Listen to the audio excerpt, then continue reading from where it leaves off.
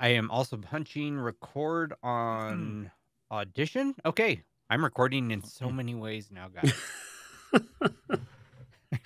Okay, let me get myself squared up here. Either are you going anywhere for Christmas? I have a cyclocross race this weekend. Be my third of the season, and then, yes, off to see family. Awesome. Nice. So, Yeah. Cyclocross, that's awesome. Cyclocross. How are you doing? I'm pretty awful, but I'm having a lot of fun. Actually worked. So you're doing great. Yeah. Well, my red zone power has dissipated because of lack of racing for some time now. So, and I was in no mood to get on the trainer and do anything about it. But what I did do is go to the park a couple times a week and work on my dismount remount skills, which have paid off. I was always terrible at it. Just, I would just show up to cross races and ad lib it, right? But this time around, I went, you know what? I'll at least work on something, and I'll work on an absolute weakness, which is that. And a Sven Nice video and some other kind of tips here and there, and that skill has picked up nicely. That's awesome. Yeah, and I haven't raced cross since before the chain spa day. So having a wax chain and cross racing has been brilliant. Love Revelatory, huh? Yeah. Yeah. Been experimenting with tires a little bit too. So, and then Josh, the SILCA bar tape, the Cuscino. Am I pronouncing that right? Cuscino. Yep. Cuscino. Yeah. Cuscino. Yeah. Perfect. It is terrific. So that wrapped that's around fun. a set of carbon bars, and it's great. So. I think cross is the one discipline where the worse you are at it, the more fun you will have. Is my hypothesis about cross. Like, it's like when you start getting good at it, it's a little bit. It's like golf, right? You go hit some golf balls, and when you hit the good one, you're like, oh, that was awesome. And then when you're actually good at golf, it's like every ball that's right. less than perfect. God damn it. For me is like that. Like, oh, I only fell 8 times per lap on this one, and look how muddy I am. Let's have some beer.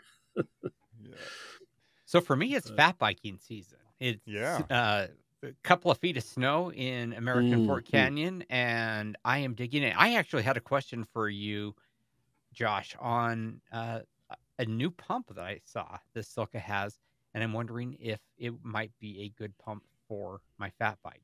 Because with my fat bike, knowing your air pressure is more important than with any other bike I have, but none of my pumps will gauge it properly because I'm generally at 6 to between 3 and 6 psi, and it looks like you've got a new pump that will actually give me a reasonable measurement on that.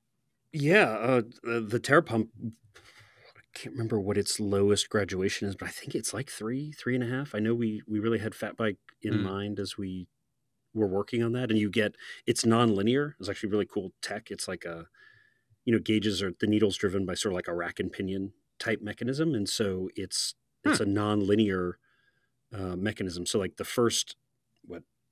essentially the first half of the gauge travel goes 0 to 30, and you get quarter psi increments, and then from there to the other half, you go all the way up to 120. And so it's it gets much more compressed as you get higher, and by the time you get to 120, you're at basically like 2 psi increments. But of course that's a pressure where that matters a whole lot less. So yeah, that might be a good option for your fat bike. I would say it is time for me to make another order with SILCA. It is. I mean, forever I have had to do essentially the test for pressure with the fat bike is just basically how hard am I having to push before I feel the rim, because you are riding with that low of pressure in soft snow, and it is nice to know. I mean, because there's a lot of chatter in the Utah Fat Bike forum on Facebook. It's like, well, what pressure are y'all running right now? Because there is a lot of dialogue about what is the right pressure, both for a good quality ride and to not ruin the grooming of the trails, which we are all very precious about here in Utah. If you ride with a hard tire you are likely to dig a trench in the trail and ruin it for everyone for the rest of the day, right? So we are all Yeah, yeah. we're very snobby about when it's too late in the day to ride and when it is too hard to ride. And you guys on e-bikes, you lay off the throttle.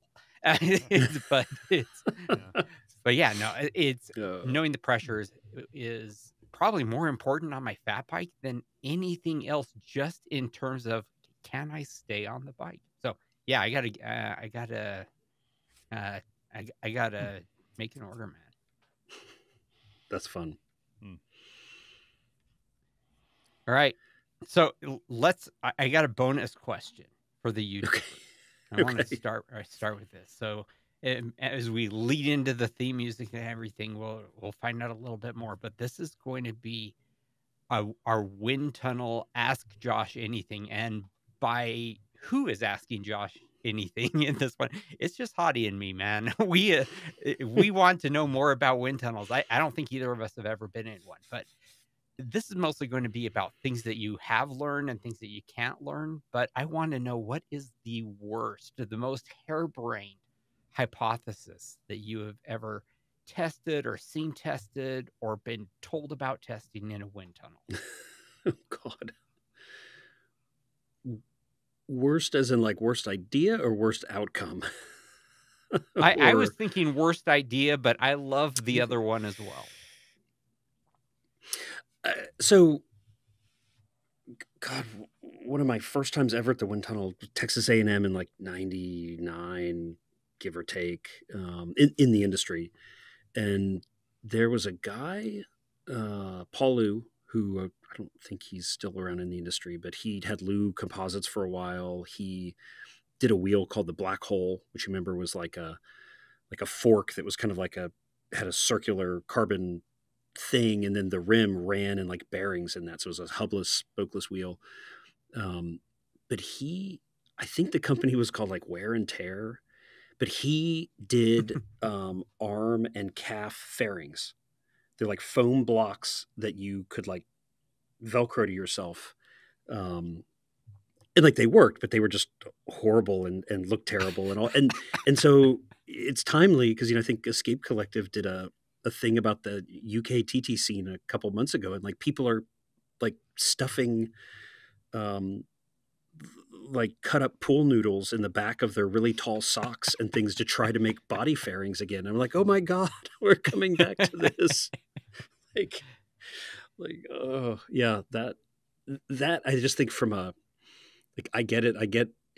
It most likely works. It most likely works well, but it's just terrible, right? Everything about it. Like, please don't turn our sport into that. We already wear socks that are too tall and are turning our brake levers inward and, doing all this other stuff for gains that I get on the gains perspective, but like it's just not a good look for, our sport cosmetically. But I would say, funnily enough, if you think of it from a performance, I will say like probably the worst performance product you can think of to put on there is like a handlebar bag. And that I just think is a little bit silly. You go to these races, you go to Steamboat and there's a, $14,000, Factor semi-aero with, 58 millimeter wheels. And it's like, somebody looks like they're contending to race and they've got like a little burrito bag on the handlebar and you're like, that thing is like 8 watts of penalty. And so that's what, like, I've used them in the past. I totally get why you want one, but it's like, wow, it's amazing that something that big, when you put it in that spot, can have just that significant of a negative impact, performance wise. All right, should we do the actual show then? Let's do it. Yeah, by the way, we're recording the show, I think, on the day that news broke that the UCI is going after more aero advantages by restricting the turned-in hoods. The levers.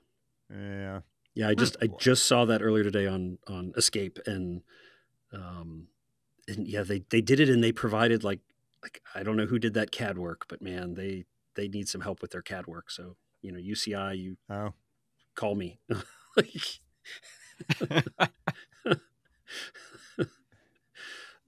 I kind of want to dig deeper into this.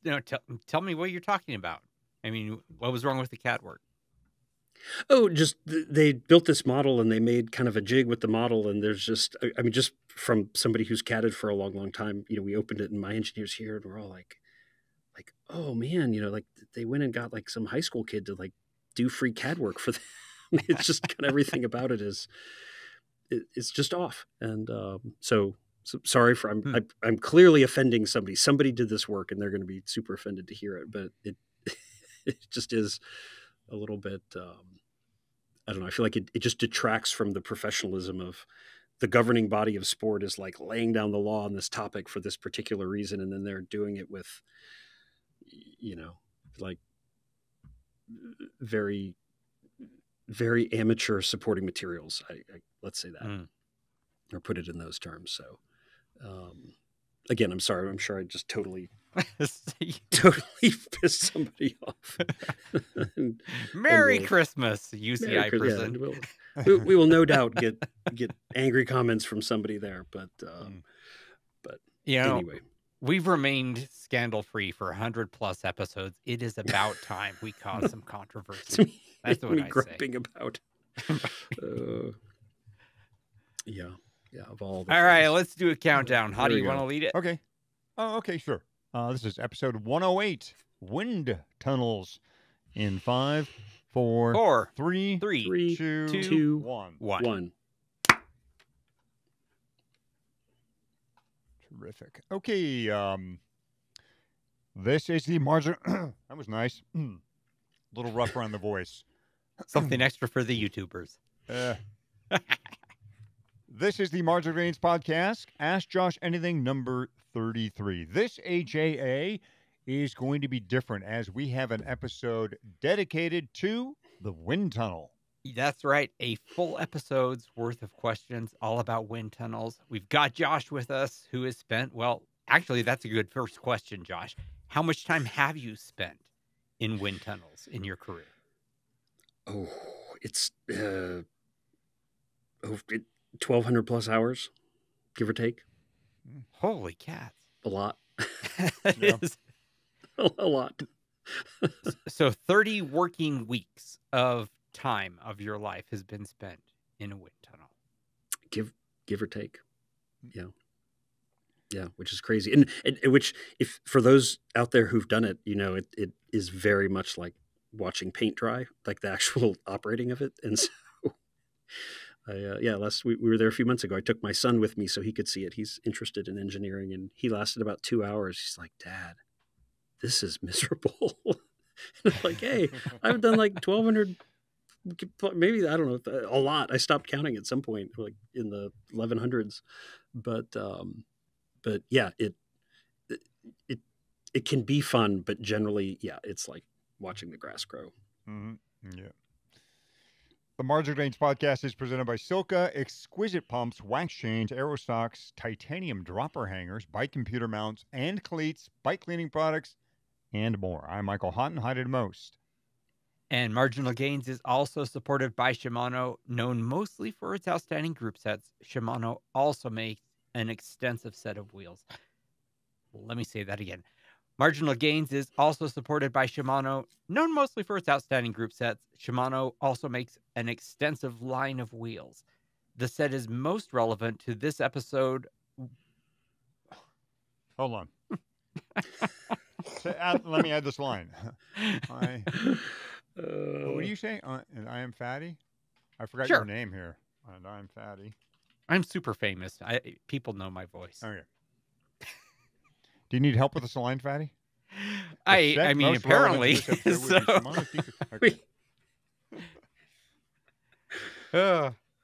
It's just like it uses too many two-syllable words. That's beyond I have it so much better than you guys. Like, you guys have like words to read, and all of mine are just like 3 pink question marks. like that is so much harder to screw up. Oh, okay. Deep breath. Center yourself. Stop laughing. The margin. No. Oh, where am I? And I am Fatty. Marginal Gains is also supported by Shimano. Known mostly for its outstanding group sets, Shimano also makes an extensive line of wheels. The set most relevant to this episode would be the Shimano's deepest carbon aero wheel, the Dura Ace C60. Shimano's road wheel lineup is huge, with models in the Ultegra and 105 lines and offerings in tubeless, tubular, and rim brake. If you need a new set of wheels, be sure to check out Shimano at bike.shimano.com. All right, we want to get into the mysteries of wind tunnels here, but we should probably start with a foundation: the why, the how, the what, and whether we should be in a wind tunnel at all. Now, Josh, you taught us all about the Chung method, how it can be completely useful to us, and it's certainly a lot cheaper than the wind tunnel. Why go to a wind tunnel at all?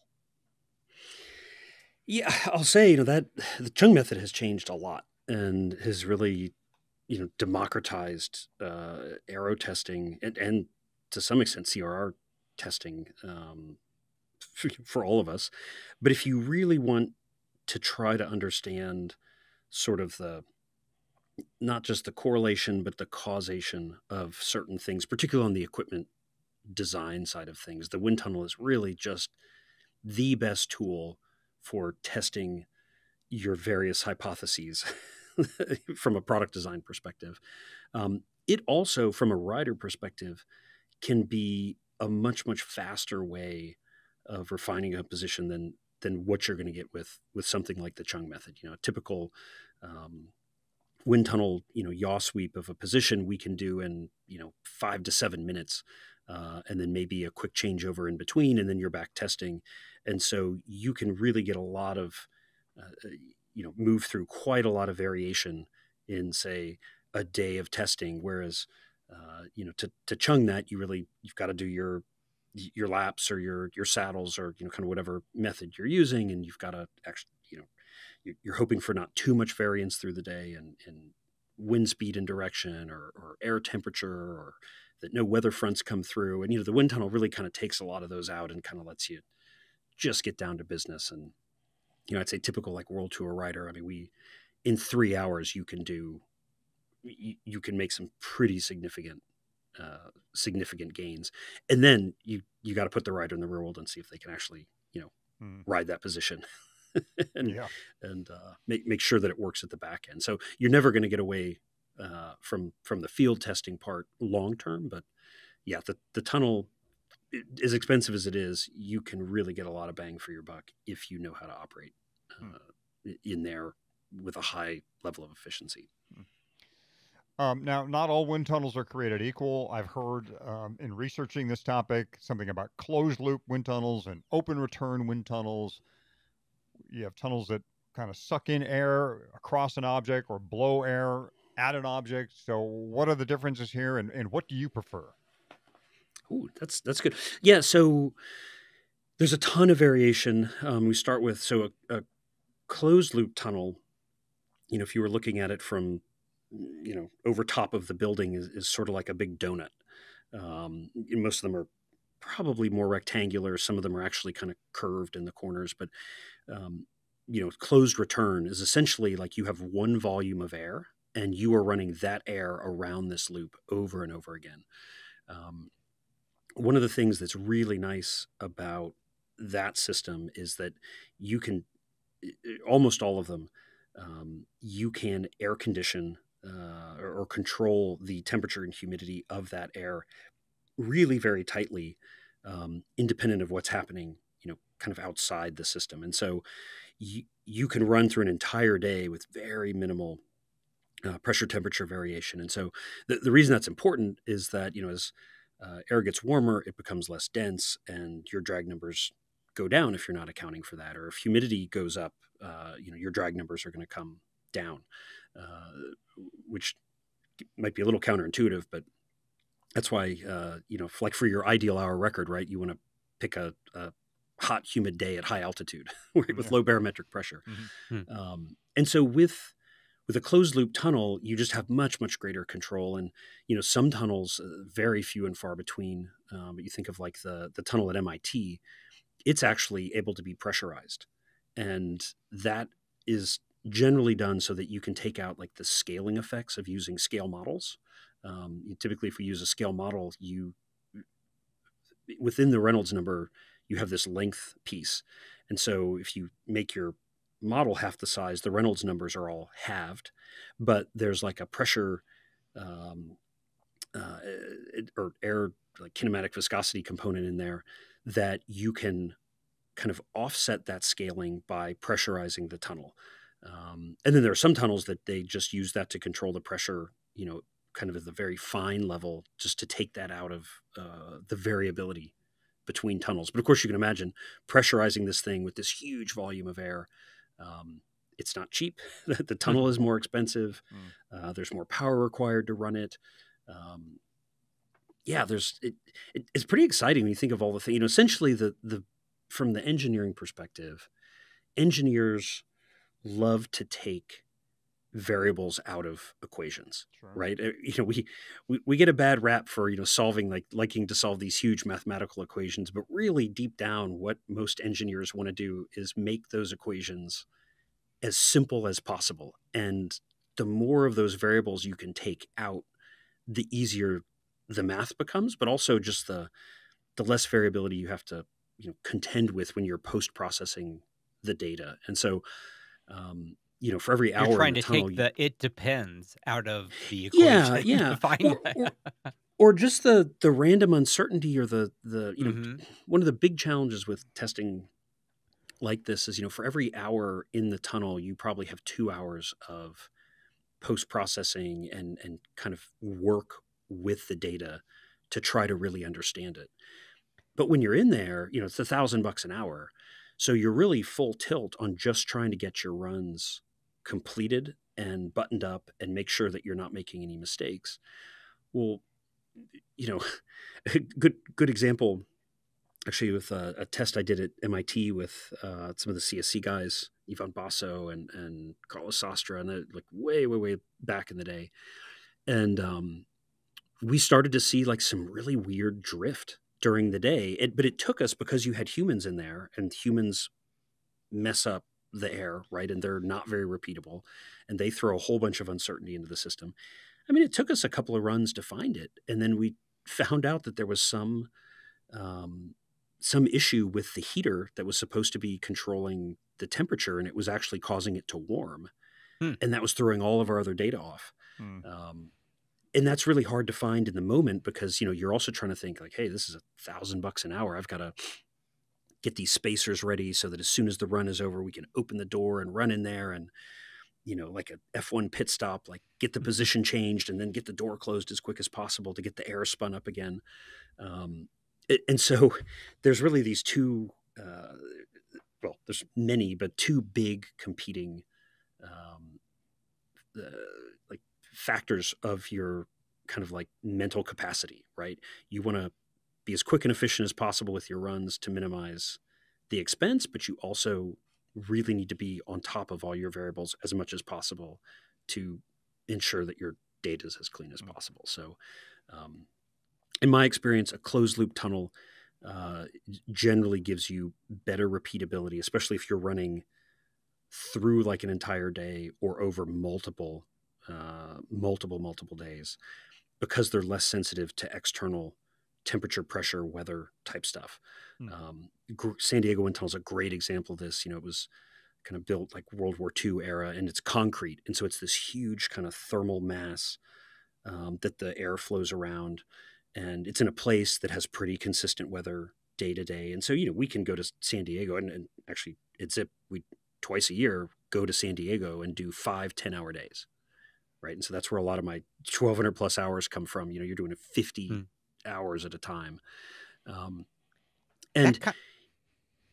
ahead. That kind of gets to I guess, the picture that I'm trying to develop in my mind. And that is, what is the day before, or, the days before a day in the wind tunnel? What is the day in the wind tunnel like? And then, what are the days after you've been in the wind tunnel like? I mean, there's got to be a lot of preparation of developing the questions you want to answer. There's the day when you're actually in there and trying to collect the data you need. And then there's the days after, I assume, where you are processing and analyzing. And I'm really interested, I think, especially in the days before. How do you develop a question that, the questions you want to answer? And then the day of, I mean, I think all of my understanding or picture of wind tunnel experience is like from a few photos and a minute or two of video where, which are, control room shots, right? Over the shoulders of the people who are at computers looking at a guy in an arrow position on a bike. And it can't be like that. What is it actually? What is the prep? What is the experience? What is the post experience? Oh, I love that. Yeah. In 1 minute or less.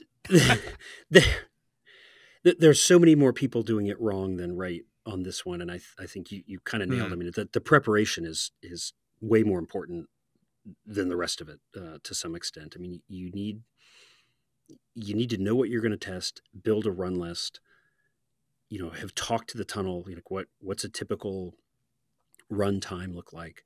What's our setup? Are we going to sweep? Are we, fixed angle?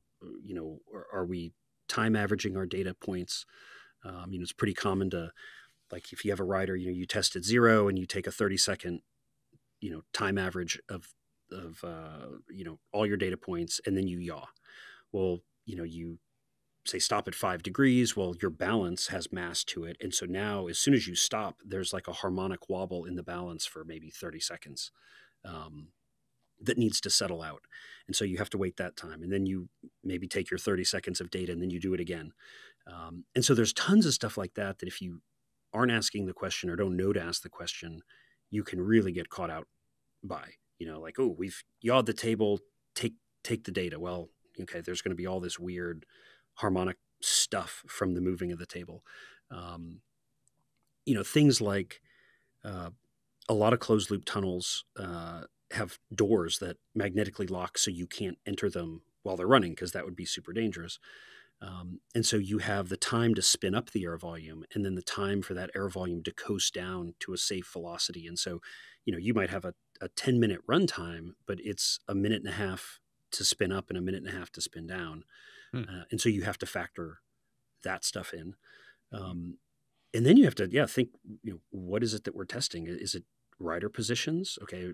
What's the best order to do this? Is it faster to add spacers or to take them out? Is it faster to leave the aero bar loose and let the rider kind of, bend it, or not bend it, but, shift it from, say, flat to 5 degrees up to 10 degrees up, or whatever you're testing, so that we don't have to open the door and let the air volume spin down and spin up again. There's a ton of strategy that can go into that. And then the last thing, and we actually got caught out a little bit in the test that we did with Dylan Johnson, is to really just run through your numbers and kind of remember all your sanity check stuff, right? Like what CDAs are we expecting? Different tunnels talk differently. Some use different conversions.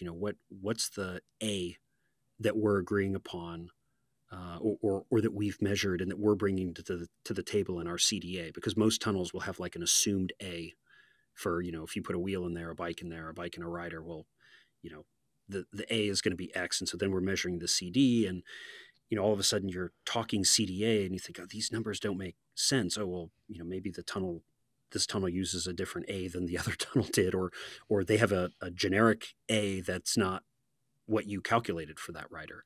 And so you can get yourself lost really quickly there. And then for me, honestly, one of the big things I have to do is actually run through like tables to reorient myself. And this sounds so stupid, but I worked for so much of my career in grams that I still think in grams and not in CDA.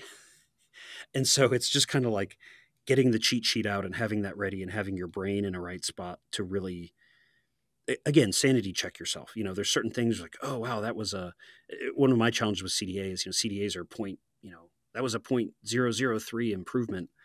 Like that's a hard number in my brain. But if you tell me, oh, that was, 12 grams, like that clicks straight up. And so simple things like that, like that one's particular to me, but I think we all have our own baggage. and, and, having all of that sorted and rehearsed ahead of time will save you a fortune, an absolute fortune going in there. And, the wind tunnel folks, like, they're awesome, and every tunnel I ever have been in, they're willing to help and they're willing to do what you want, but, they're not there to tell you how to do it. And they're not there to do it for you. I mean, they're really just there to operate the equipment and make sure that their stuff doesn't get damaged. And, I think quite frankly, at some level too, like, if you go in thinking you're going to do 30 runs in a day and you do 9, like, that for them, hopefully you just come back another time. Mm-hmm. And I've seen that from so many. I've actually walked out of a couple of wind tunnel tests before with pro teams because they're just so badly managed and run and planned that it's a bunch of people sitting around doing all the wrong stuff and just burning a giant pile of money and and making everybody, myself included, very frustrated. And so, yeah, I've actually walked out on 2 different tunnel tests over my 25 years or whatever of doing this, just from frustration and feeling that total inability to help or to be listened to. There, like so many things in life, right? There are 10,000 ways to do it wrong, and there's probably only like a handful of ways to really do it right. And so, if you don't have the experience or the plan in place, you're almost certainly doing it wrong. So tell us about open return wind tunnels. How do they work, and are they any good in your mind? Yeah, so open return tunnel is just kind of like a line. And so this would be like the A2 wind tunnel, the specialized wind tunnel, and they are much, much less expensive to build, which is a huge plus. When I was actually, the year before I left SIP, actually a little bit played into my leaving. We'd run a project where Michael Hall and I hired a guy, Bruce Ashcroft, who designed the Auto Research Wind Tunnel here in Indianapolis. We'd actually hired him as a consultant to design a wind tunnel that SRAM was planning to build for ZIP. And it was pretty fascinating at the time to get through. We were probably $3.5 million to build an open return pass-through style tunnel. We were probably $9 to $12 million to build a closed loop tunnel. And so that put some scale on it.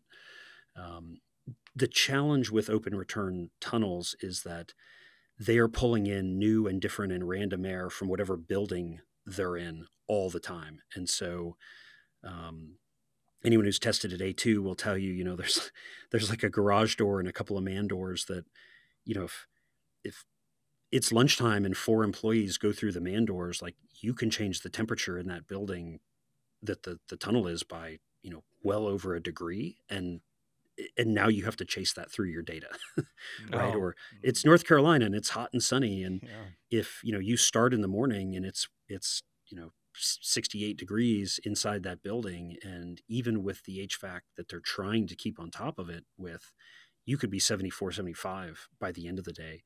And so it's constantly becomes a moving target. Yep. And one of the ways you can offset that is to have, essentially a control item. And so, like at ZIP, we had this Control 404. It was a 2000 model year 2000 404 with a 21 millimeter Vittoria Corsa CX tire on it. And, we called it the golden wheel. And it had silver Sharpie on the side indicating the direction it had to spin, and, the air pressure that it had to be pumped to, and kind of all the stuff. And you would take it to the tunnel, and every first run was with that wheel, right? And if you were at a tunnel like A2, probably every 6 or 7 runs, you'd put that wheel back in and run it to make sure that it was repeatable to what you had run, 2 hours prior. And so things like that, especially if you're working with people, things like temperature drift are just almost impossible to find, right? Because, a human is variable. They're never quite still. They never exactly repeat the position. I mean, we have tools and techniques we really work on, but Very subtle things can make differences. And so you're always already chasing that if you have a human. And then if you're now dealing with like a temperature drift, you start dealing with this combined factor of, okay, well, we've got to compensate for that in our data, but now we're also have to compensate for that in the rider. The rider is going to feel different and ride differently at 70 than at 75. Especially if you're in there for a few hours, right? That's going to change things there. So yeah, I would much prefer to work in a closed looped tunnels. And if you're really lucky, you work in tunnels with open, what we call open nozzle. And so, the nozzle is like where the air is narrowed down to pass over whatever you're testing. And so you think of what's happening. Typically, there's a fan on the opposite side of the loop, and it's sucking air. So no tunnel really blows because you're putting too much turbulence and mess into the air when you blow it. But if you're sucking it from somewhere behind the rider, you can actually use the design of the tunnel and those, like the curvature of the tunnel and what they call turning vanes and flow straighteners in other parts of the tunnel to clean up that dirty flow from the fan. And so if you have a closed nozzle or a closed kind of working environment tunnel, that would be like what you see at the LSWT at San Diego, right? It's the rider is kind of sitting in this tunnel and it's rigid walls with, recessed lights, and all the air is flowing through that. And one of the problems you have with closed nozzle tunnels is this thing called the blockage effect. And that's that the thing that you put in there can only be up to a certain percentage of the cross-sectional area of the tunnel before you start almost acting like a valve.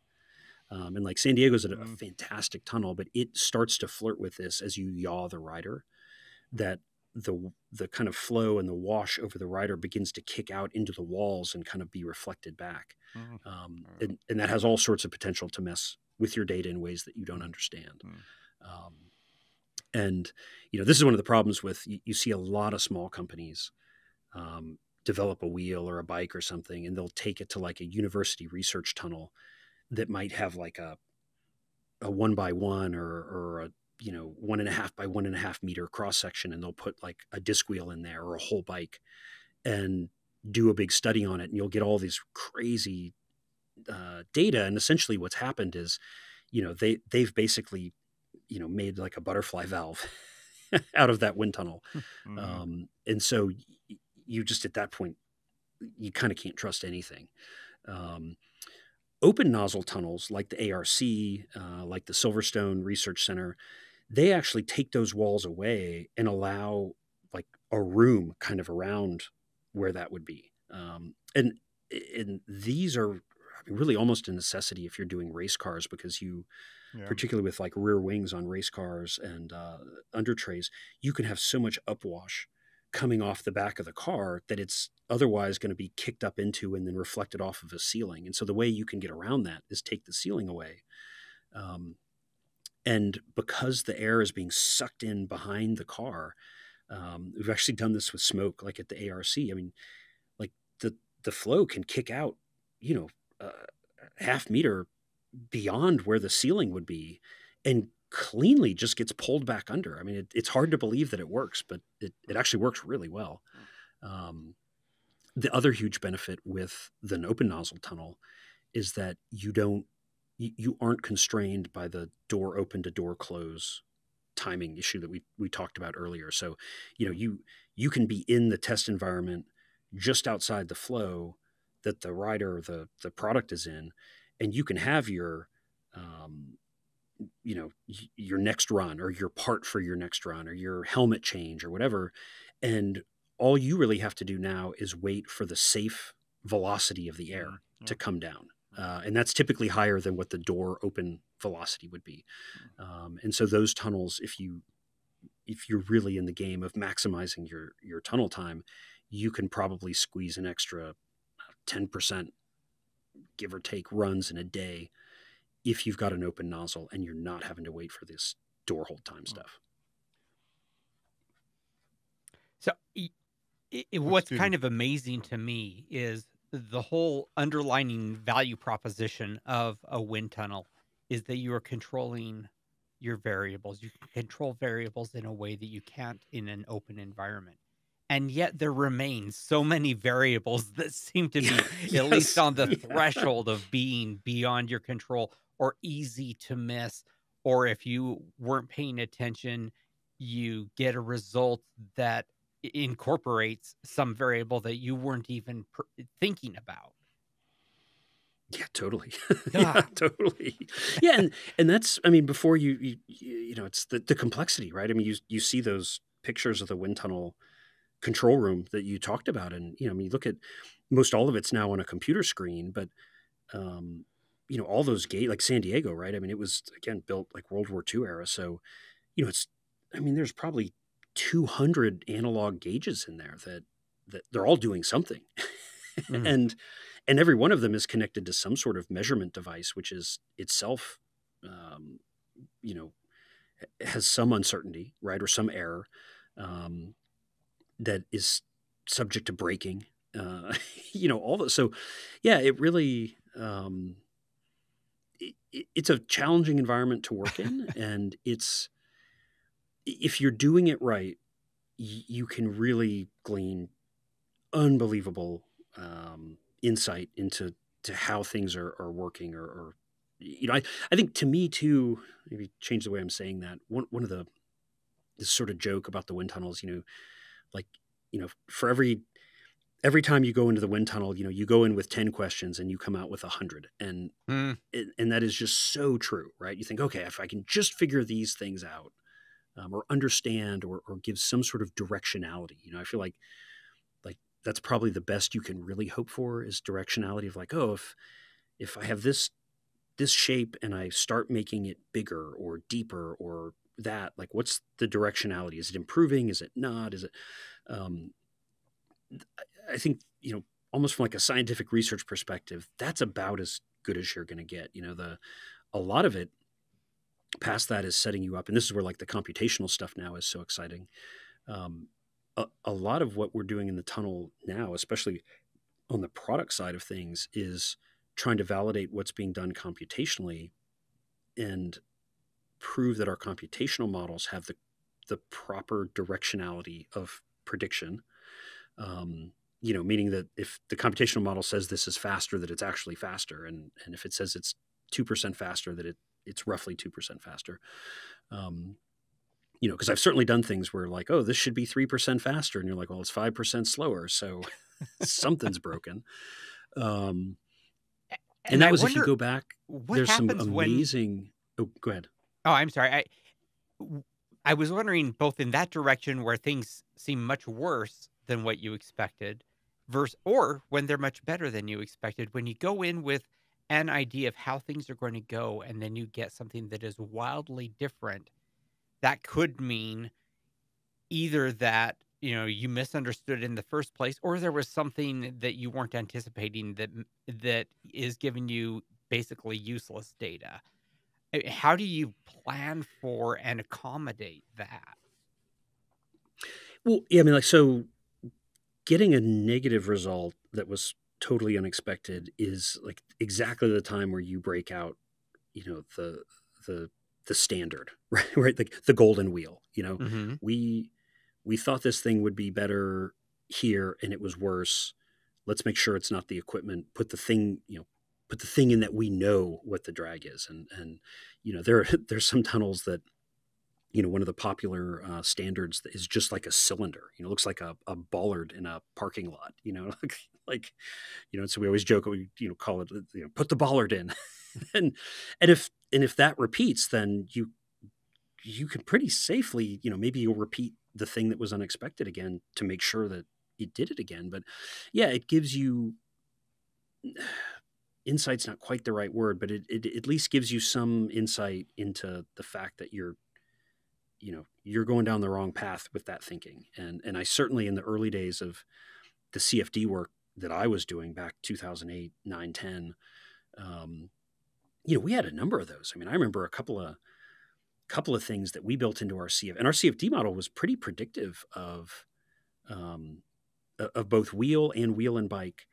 And then we started playing with some different surface textures and things, and we're finding these huge improvements. And so we really led ourselves to believe that, that this is, the model's really good at predicting rim shape and tube shape performance related changes.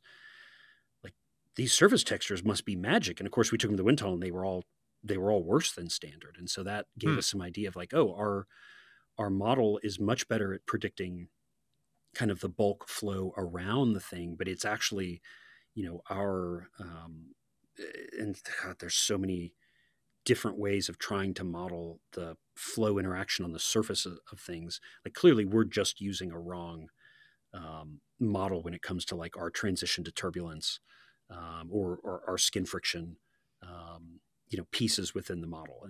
And so, the tunnel's a great way in an environment like that to keep you from going down the wrong path for too long.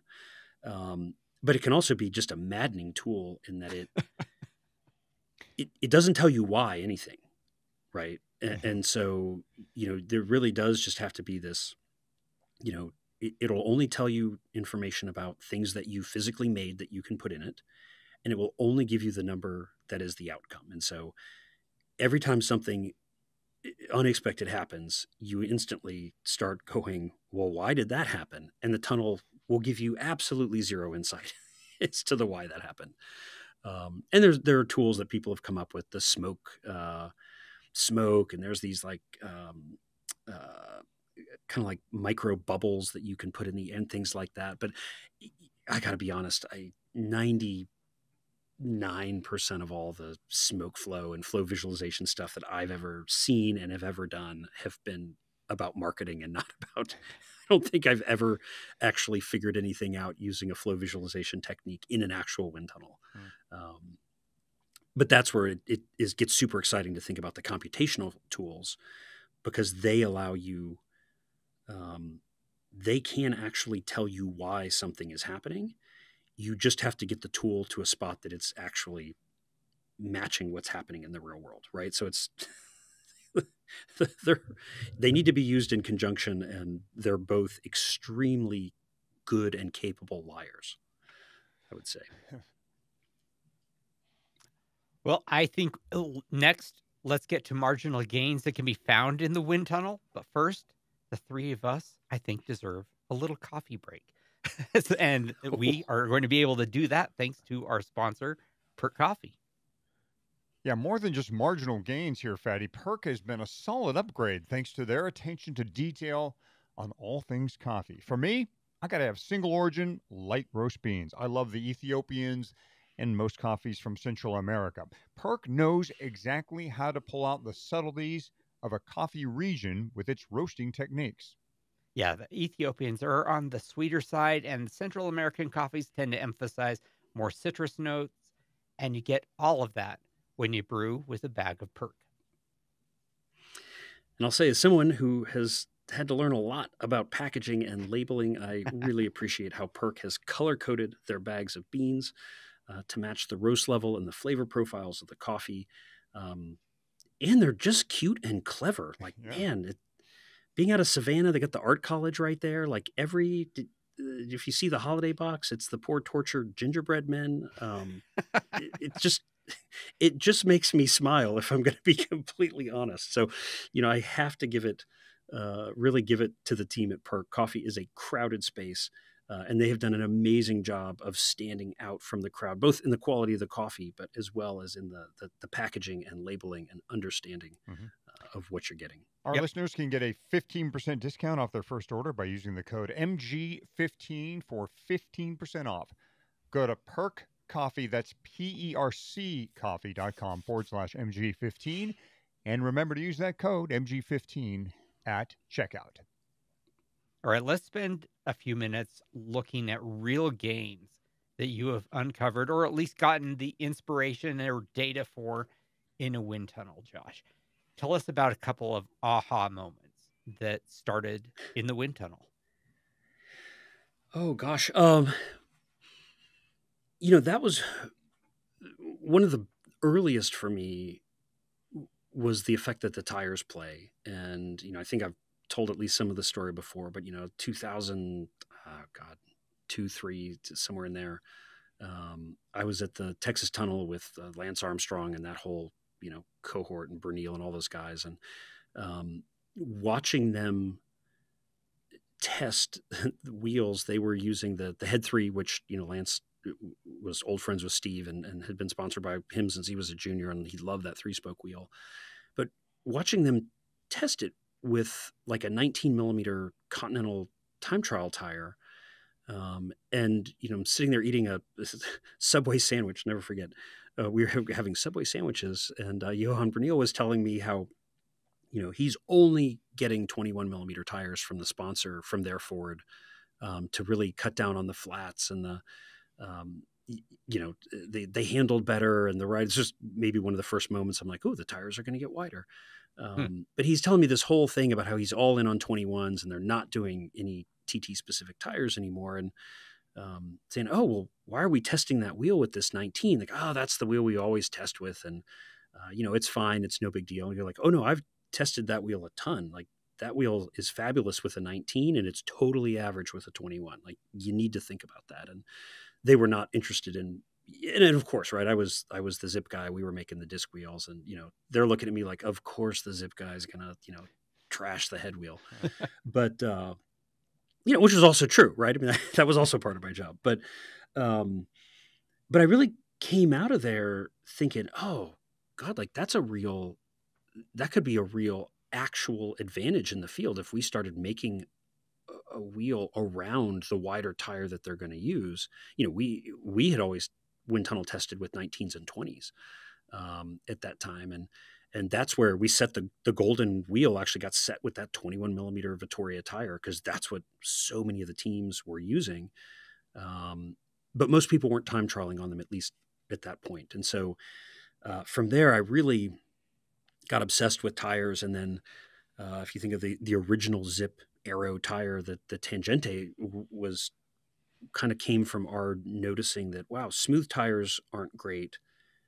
Like rough tires, too much tread is not great. Seems like there's this sweet spot of tread. And so we actually bought a bunch of Michelin tires, and Michael Hall, who was with me, he came from car racing and had basically made a miniature tire groover out of a soldering iron, because he had familiar with that from car racing where they hand groove tires. And we started playing with different roughness coefficients and found something. And then we noticed, and Michael made this thing that we all called the magic tire. And he made this tire, and I won't give away how he did it because it was so brilliant and clever. But it had a bit of more of a oval kind of arrow shape to the tire, and holy smokes, that thing was fast. And so that's where the second generation Tangente tire came from. And then, of course, we all got schooled on that, and that we made what was really far and away the world's most aero tire. I think even more so at that time than the GP4000, which we found kind of on accident. And then Continental turned out they had made it on accident. But by making the tire more profiled and shaped, we'd actually given it much worse rolling resistance. And so that ended up being a total trade-off where, like, oh, we made the world's most aero tire, but we've offset all of those gains with this increased rolling resistance. And so that product ended up going away and being replaced with a much more rolling resistance focused product. But I will say, having left that world and moving into the SILCA world, I was pretty quick to seek out the Continental guys to say, like, just tell me, like, how did you guys do it with that GP4000? Like, it's got good rolling, it's got just the right amount of roughness, the arrow's good, the shape is good. And I never forget, he just looked at me and goes, honestly, total accident. Oh. And it was like, like I tell my team here all the time, like, sometimes you're lucky and sometimes you're good and sometimes you're both. And, one of those was just like, oh man, you guys, you got so lucky, but hey, congrats on the way they capitalized on it. Cause they really took it and ran with it. Once that became known that was such a good tire. So I'd rather be lucky than good. That's, Yeah. In that case, better lucky than good. Although Yeah. then you got to run your business and actually be good and deliver, right? Because we've seen a whole lot of products out there that were good or somebody got lucky, but man, if you can't fulfill, or the quality's not there, it doesn't matter. Yeah, And, luck's not repeatable. That's the problem. yeah, like luck is like that that bull that you got to grab by the horns, right? And go. So that And then more recently, yeah, that Josh, you were in the wind tunnel, like you mentioned, with Dylan Johnson, and you folks found that not only was a hydration pack, or at least some hydration packs, not bad, but they could be good. They could help you yeah, cheat the wind a little bit. That was, I think, a lot of people were like, "Wait, what? I mean, those straps aren't hurting me. yeah, All that weird funkiness out front doesn't mess things up." yeah. That shocked me. I mean, my prediction had been that the bag as is would be would be bad, but that if we really cleaned it up, all the straps de-wrinkled, stuffed it just right, like you could make it into something. And I was shocked. I was totally wrong. I mean, even with all the flappy, strappy, and the sticky outy bits, and all the nonsense you kind of associate with a bag, yeah, it was good. Hmm. And it was what is it? It's an usui or whatever. Yep, It usually. is a Yeah. it is a better than most like just looking at it, better than most. We did test a couple other brands that did not perform as well. They were not better, Hmm. although even they were not much worse. Sure. But yeah, I was really surprised about that. And then if you do clean up all the flappy strappy and the other nonsense, it got even better. So that was a good one. I mean, the other one, and I think he covered it in his video, but this is one where you just don't know exactly, although we have theories, but putting a big water bottle in the middle back pocket was a huge savings for him. And the question sort of became, how much of that is that it's further de-wrinkling and he's wearing a pretty tight like racing suit, but to put that bottle in the back pulls everything tighter and probably reduces your A little bit by kind of squishing you inwards, even a super fit guy like Dylan. But you are also filling in that dead space behind the rider's body with a shape that's worse, certainly better than nothing. And so that's one that I'd like to look at further from a number of angles of like, well, what are the contributing factors here, and what is the causation of bottle in the pocket? Is it that improves the clothing, or is it that having something in that space actually helps clean flow up a little bit? When you yeah, get there's a ton of stuff like that. When you get a result like that is kind of unexpected,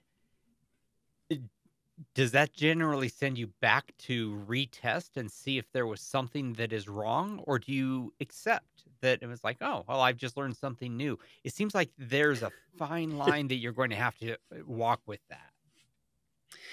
Yeah. So over the years, I've sort of developed this kind of this schematic of, you always go in with like, I think we took Dylan in with, I think 25 runs that we wanted to get done, knowing that there's no way to get 25 runs done.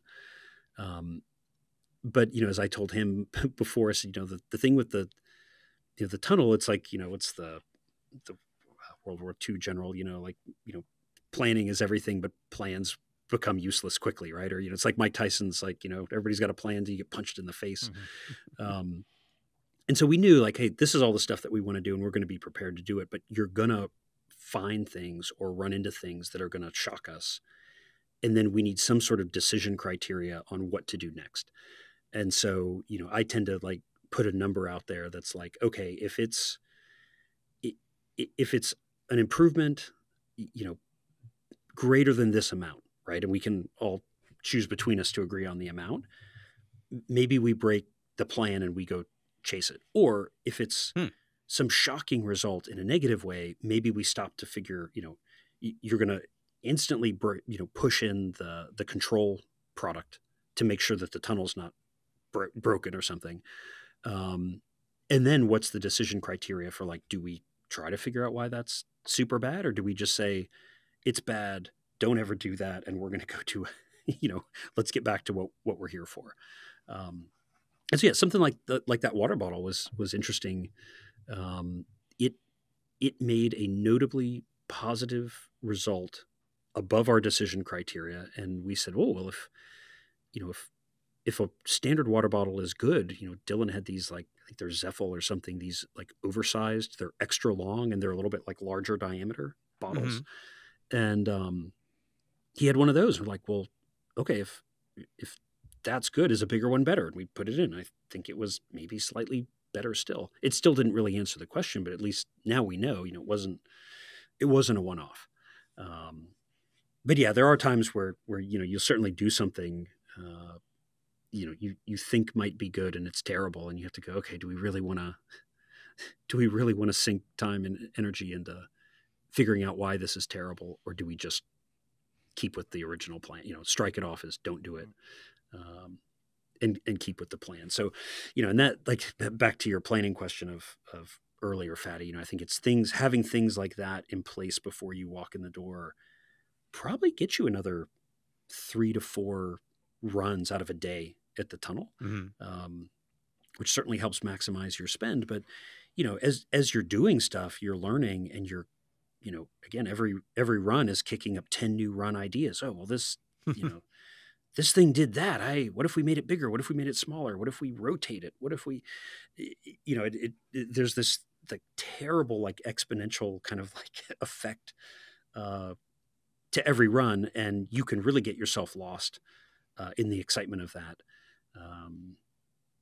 And so, yeah, you need to have that decision criteria of what do we chase, what do we not chase, and then, I mean, really the most important job there is whoever, like the data collection person, because you need them observing and collecting the data and making sure that, like, everything looks, all of your other data points look, nominal, right? All your pressures and temperatures and that stuff. But you then also need them taking notes on, what happened, what didn't happen, what idea came out of this, how you might want to test that idea in the future. And so that person, through a day at the tunnel, if you're doing it right, that person actually generally stays really quite busy with, essentially this massive bookkeeping. And then everyone else is running around pretending to be F1 pit crew. I'm so intrigued by the planning piece of this, and now we're kind of in the execution piece. And you've mentioned a few of the roles, but kind of fill that picture in. What are the roles being filled in the actual wind tunnel? You're talking a little bit about, I mean, I assume there's someone who essentially is the crew chief, the customer, who is there to learn something, but you've got someone who is taking notes, someone who is observing, and it sounds like there are people who are actually moving things. Tell us what are the roles being played and filled, both by the wind tunnel crew and by the customer? So, I mean, typically there's like 1 to 3 wind tunnel technicians, people who work there and they know the tunnel, and they're working a control board, full of, feedback and numbers and gauges, some analog, mostly digital anymore. And they're really just there making sure that the tunnel is performing in the way that the tunnel should be performing, and that nothing is getting broken or being pushed too hard, or, any of that stuff. They're there to troubleshoot if things do start to go wrong. And also, I'd say they're generally playing some sort of safety role, because most of the things that you as the customer want to do to maximize the runs that you're going to get are going to be in some way less safe than doing it the way they want you to do it. And so I don't think I've ever been to a tunnel where I haven't had some sort of pretty serious negotiation with the tunnel manager of, like, okay, like, my people are pro and we do this a lot, and, like, I need you to, kind of, we talk about like the safe speed for crossing into the airflow in an open nozzle tunnel. Like, that's relatively negotiable as far as I'm concerned, and, like, my people aren't, high school kids on a field trip. They're going to walk across the threshold and get thrown down into the tunnel by a 15 mile an hour residual wind speed that still exists. And there can be real danger there, right? Because you think of, like, in an open nozzle tunnel, you have essentially this giant volume of air that's moving through the open nozzle, and there is a wall. I mean, it's really cool. You can stand there and take your finger and just start moving it forward. And all of a sudden, I mean, it's even more pronounced than like sticking it out the window of a car because it's so laminar and it's so clean and smooth. I mean, you literally go from the front half of your fingers in a 30-mile-an-hour wind and the rest of your hand is in still air. And so, there's a huge safety component, I mean, especially, if they're running race cars in there, it's, 120-mile-an-hour airspeed.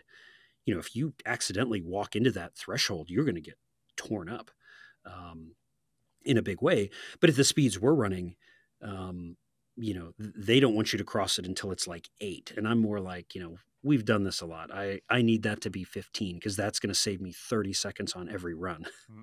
And, things like that. And so, we do things like if we have tools, we tend to have them like code. We use I would say we use a lot of electrical tooling that is like rubber dipped or coated for insulation. But for us, we use that we have a wind tunnel toolkit, and all of those tools are essentially much safer and less damaging if you drop them. Right. And so that's a thing I use, like if I'm talking with, Henry at the ARC, Henry, us, we can cross it at 15 because we're a good, safe crew. We've got drop safe tooling. So the risk is down. And, and then I think once they see you operate for a while, you can start doing more stuff like that. So, but, like ARC actually has a moving floor. It's called rolling road. And so it's basically like the biggest treadmill belt you've ever seen. And you can't use it for bicycles because it would just put way too much friction and noise and everything else in the data. And so it's bridged with this sort of bridge that has the load cell balance in it, but it's still exposed everywhere. And so, it's like dropping even something like an adjustable wrench and having it land on that treadmill belt. I mean, it's probably a $10,000 belt. And so, they're there really thinking about stuff like that, right? All the balance that lives inside that bridge piece. I mean, it's a $250,000 balance. And so, if a sticker says, don't step here, like you better not step there. So that's what the tunnel staff are doing. You've generally got someone like me who's doing a lot of work, but also negotiating things like that. Let me cross when I ask you to cross. If it's a closed tunnel, they generally are much harder to negotiate with because there's some automated system of like, nope, San Diego has an automated system that the door is magnetically locked down to a certain wind velocity, and it's all automated. And so, you can negotiate all you want, and they just look at you like tough. You'll have typically 1 to 2 technicians who are the ones doing the adjustments or the movements, or, sometimes it's as simple as, they're standing there holding the helmet that you're going to run in the next one. And they run in there and they give the person a helmet and they take the old helmet and they get the hell out of there as quick as possible. Sometimes they need to be quite mechanical because you're, testing risers in an aero bar setup. And, a lot of these modern aero bar setups, like they're not easy to get apart and put back together quickly. And they've got lots of small pieces that you really can't afford to drop in that environment. And so, I'd say I've seen even as much as we did a test some years back when the original Shiv was out there and we had all these different machined angled risers and these bolts. And we literally went out there with like a big beach towel and would like kind of unfurl it under the bar and then have somebody basically ready to catch what dropped. Because you just can't, it's $1,000 an hour. And so, you don't want to spend half an hour looking for that, that screw that dropped and fell into that crack. Oh yeah. Or have that shut you down altogether. So, and then, you've got your athlete, right? And it is a hard day for an athlete to be in the tunnel. And, it's funny, you got a guy like Dylan, like, oh, Dylan, like this is hard. It gets old. You're only running, 200 watts of pedaling, but it just beats the crap out of you. And, he's kind of like, oh man, I've done Leadville and Unbound. And, of course, by like 4 o'clock on that day, he's like, man, I feel like I've like lost a fight against a gang. And, it's just, it's just hard. And then the other thing that you don't always think about, but it's typically 70, like you go for like 72, 74 degrees controlled. But that's cold. And so, generally whatever like if you're able to leave the athlete out there while you're making changes, you're also generally running out with like a jacket or some sort, like a throw that they can wrap around themselves. Because they get quite cold through the day of doing that, but you don't want to test them with any sort of warmer clothing because that's generally not what's going to be used for their event. That was a big Lance Armstrong thing in my experience. He really hated the cold, and so he would really fight to like no, like let me wear the fucking leg warmers, and like dude, the leg warmers change a lot. And the problem is we don't know what all they change. And so, if you're not racing with the leg warmers, you shouldn't be wind tunneling with the leg warmers. But I've seen him in more than a number of instances get to keep the leg warmers and the arm warmers through the test. And you just go, well, that's some level of uncertainty that, hopefully it's not doing anything, but we have no idea. And we have to admit that. So I would say that's your general wind tunnel crew. And then probably the most important person there for the day is the person that's getting the lunch. If we're really honest, you got to have some good snacks and food and coffee and lunch. Cause the crew that's really doing the work, I mean, if it's happening properly, it's probably every 10 to 13 minutes, it's like a fire drill. It's just chaos for 5 minutes and then it's 10 to 13 more minutes of waiting.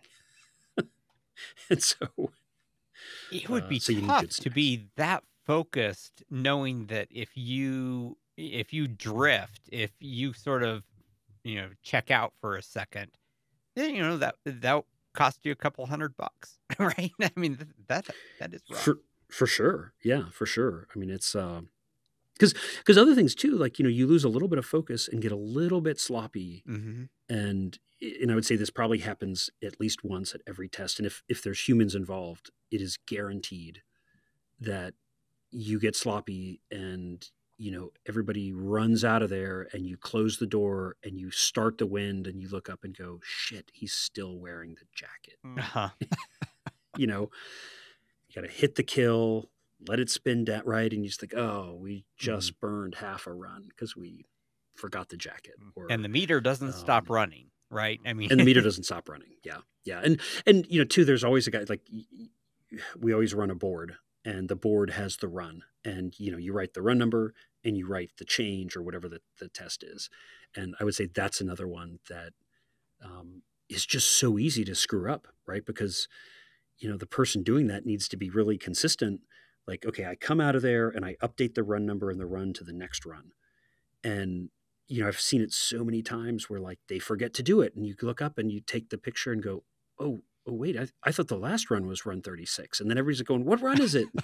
And, and the guy with the board's going, oh shit, I think I changed it, but we've done 36 of these. Like everybody's like panicked. And then you're like back to the data guy who's running the spreadsheet, what run was the run we just ran? And, but they're usually, they're in their world of taking notes on, what to look for in that run when you post-process the data after the fact. And so wow. It can be a good time, but it really, I mean, I probably make it sound more chaotic and interesting than it is. It really, it is long days of standing there staring through a window at a person riding a trainer for 13 minutes at a time. And that's the tension, right? I mean, it's intense and expensive and also tedious. And trying to, I guess, keep that tension in balance has got to be a tough thing to do. Staying focused when, as you say, you were just watching someone ride nowhere for a full day at an incredibly high rate of money. And if it's products, it's even worse, right? The changeovers and stuff are easier, but with products, I mean, you think it's like a bunch of people standing there watching a bicycle through a window. Like, oh yeah, and there's not even anyone there. Yeah. Here, yeah. Oh, and then time check I will for say a sec. that Yeah. Oh yeah. Go ahead. I just we've been recording for an hour and 14 minutes. We're maybe halfway through our questions. I think you were absolutely correct that we've got 2 episodes worth of questions here. And this is, as far as I'm concerned, like one of the most interesting episodes we've ever done. I'm loving this. I don't want to just give it Yeah, short this is fun. shrift. This I'm is fun. trying to figure out.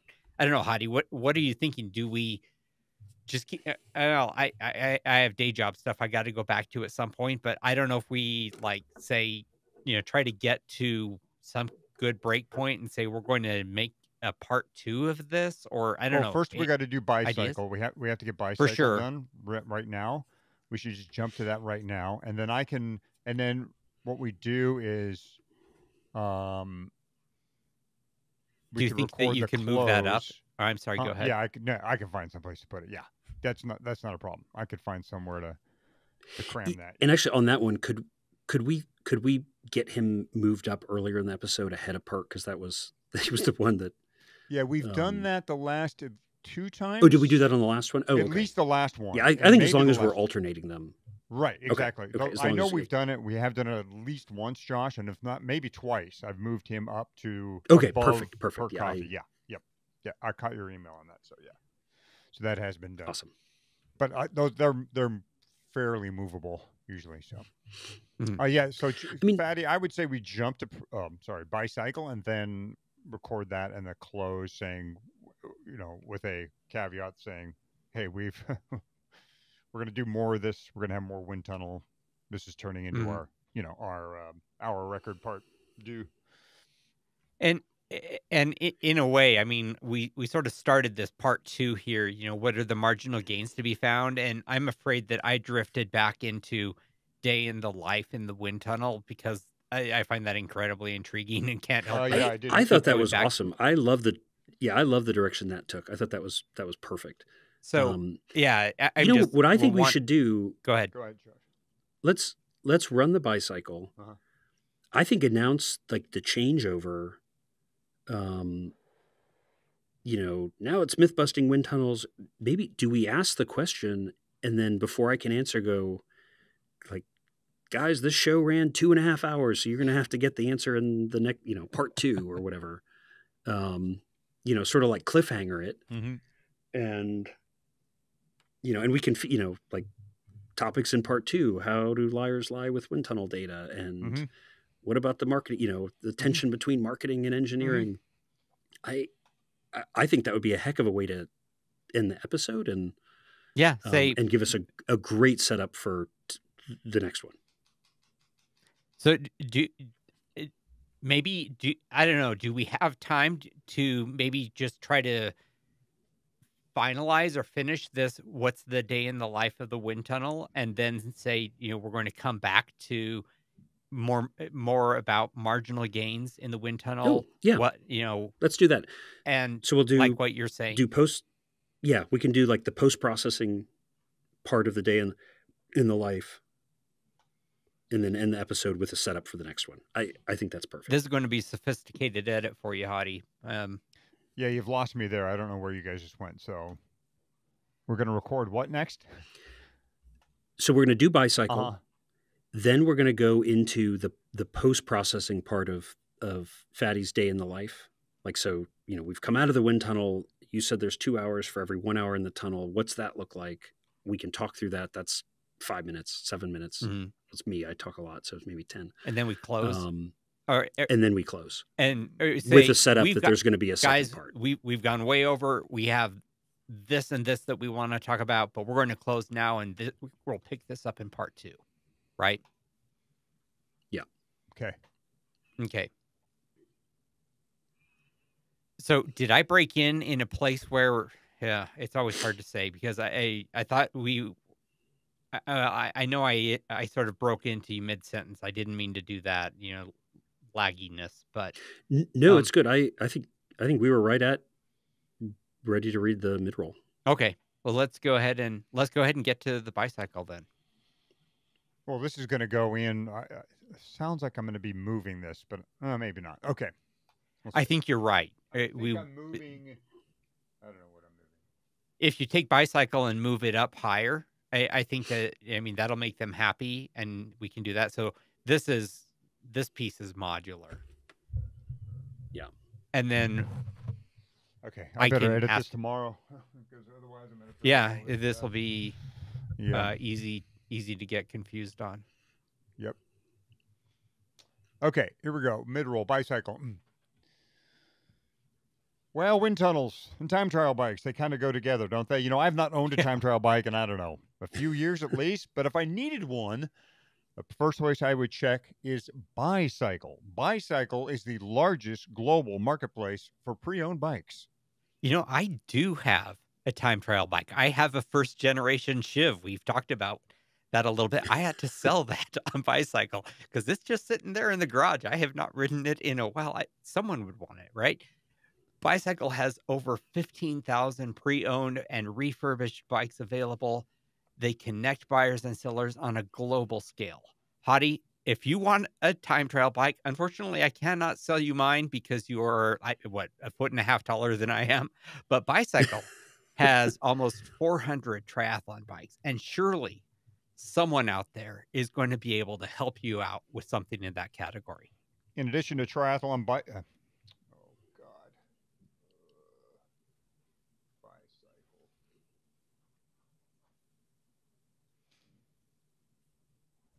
First generation Shift with first generation Di2.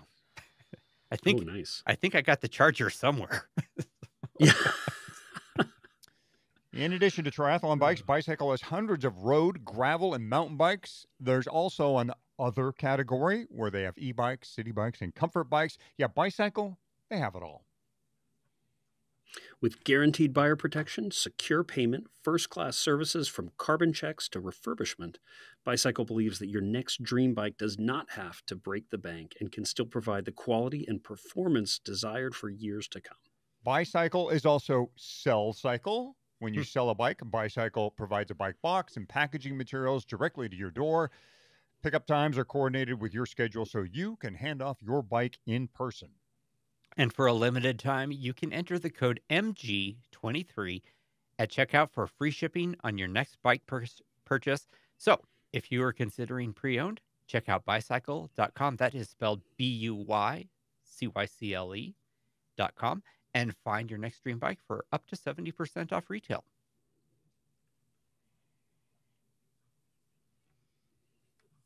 All right. And you will just pick that up and place it somewhere where it can fit. And so we're going to just go ahead and say, okay, now we're done. I think I can probably just go ahead and do this. We're going to do a little bit about after, the day after you've been in the wind tunnel and what you're doing with that. And then we're going to say, hey, we've got a lot more, and we're going to do a close, and we'll do part 2. That sound good? Okay. I think we can go from there. Sounds good. Okay, Josh, we've planned our wind tunnel experience. We've collected, 10 zillion points of data, and now you are back at SILCA HQ or wherever, and you are looking at, I don't know how many terabytes of data that you've collected. How do you start to analyze that? Oh man, this really is the hardest part and the least fun part by far. And like I said, it's easily 2 hours of post-processing for every hour you were actually in the tunnel. And that's where you need somebody with the right mindset to really do this. I am not good at this job because I'm like, oh, squirrel. No, I just don't have the focus to do this job. But fortunately, I have people who do. And you think each run is essentially a line in a spreadsheet that is giving you something like 256 give or take data points from the tunnel, right? And so from that, you're manipulating that and calculating, to get to your CDAs, your side force, your lift force, your yaw force. It depends on exactly what you're looking at. But then, we also, in a lot of cases, like if we're working with athletes, you bring some other equipment to the table.